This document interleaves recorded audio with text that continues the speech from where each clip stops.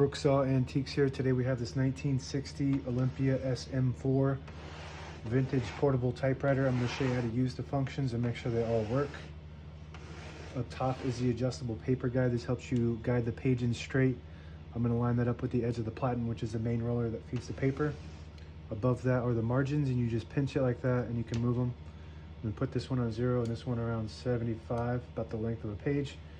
And it has a switchblade style paper support arm that has a button that you just press the button and it flips up and it telescopes from there.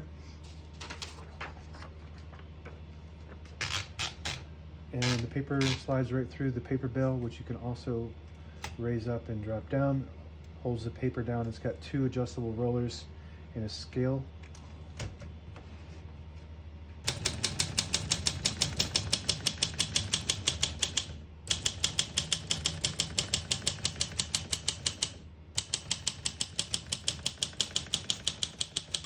Once you hear the bell, you're at the end of the margin. You hit this line space, get you back to the beginning. It skips 1, 2, or 3 spaces. Right now we have it on single, but if you want double, you just that switch forward. It skips 2, 1 more, it skips 3. That works good. We're going to keep it on single for now and finish typing.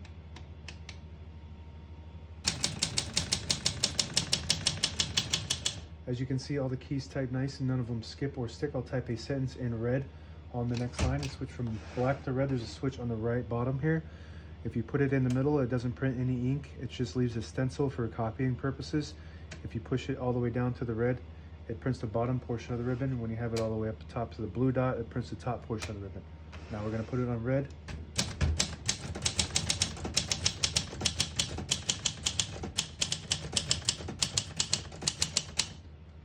Beautiful, beautiful typing machine. This is, I'm going to put this back up on black. This is I consider it the Mercedes-Benz of typewriters. Made in West Germany. Just absolutely luxurious typewriter in very, very good condition. This color I believe is rare. I don't know if I've ever had a black SM4 or any style portable that's of this SM4, SM3, and SM7 and 8. To pull the page out easy, there's a switch on the right side here. Just flip it forward and it unlocks the rollers underneath the platen, allowing you to pull the page out easy or load thicker paper like carbon copy or cardstock. Make sure you flip that back before you load the next page or else it won't load correctly. I'm going to put this down. Just flips right back into place. And it's got an S in here inside the hood, and I believe the S stands for standard. Not sure though. If you know what that stands for, please leave a comment. All the brand new ribbons loaded on the left, so we're pulling to the right. To switch the direction, the holder, you just flip it in the opposite direction and it'll pull to the left, and we'll flip it back from that direction and pull to the right. That's the way we want it to go. Also, we have our touch control in here. The farther towards the front of the machine, the more tension there is when you hit the keys. They do respond faster, but you do have to hit them harder for them to print. The farther back you go, you don't have to hit the keys as hard for them to print, but they don't respond as fast. A little hidden key here, a little lever that some people might miss.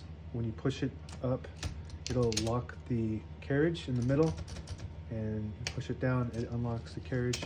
It's to help protect the escapement when it's in its case. MR below that stands for margin release. When you get to the end of the margin, it locks the keys so you don't type over one character after another. So you hit that MR, it'll allow you to go all the way to the end. Backspace on the right side here, very smooth. Shift on each side and the shift lock on the left. To clear that, just hit the shift button again. Tab, right now we don't have any tabs set, so if you want to set a tab, the tabulator is on the space bar. So you just hit the set on the right side there, and it'll set a tab wherever you are on the platen, and it stops at that when you hit the tab button. To clear it, we'll hit that left clear button, and now it just goes all the way to the end. I like to keep one in the middle on every typewriter, just so when you hit that tab button, it doesn't go slamming all the way to the end, causing wear and tear on your typewriter. Carriage release on the right side only on this model, and you can just feel that smoothness of luxury that's Olympia typewriters. One of the only ones that I've had that is better than Olympia's are the Hermes. So if you're following my page, you'll see that maybe today or tomorrow. I have one that I'm working on right now. And I'll show you that switchblade again, that's really cool. And also this lever here will just clear all tabs. So we want to set a tab, and you do that, you clear it. And you can see the tab function work. It moves it down when you set it, and it moves it up when you clear it. And you can manually clear these too. Pretty cool.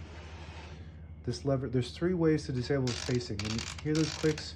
Each one of those clicks is a half a space on this model. And there's 3 ways to disable it. One way is by clicking down this lever here, and it'll disable it. So you can get to an exact spot on the page. Flip that up, you get the clicks. Another way is to pull out this knob and turn for a quick action. And another way is to push in from the right side here. There's a button. You push in that button and it'll disable the spacing. And that's it. Now available on eBay or Etsy. Search Brooksaw Antiques.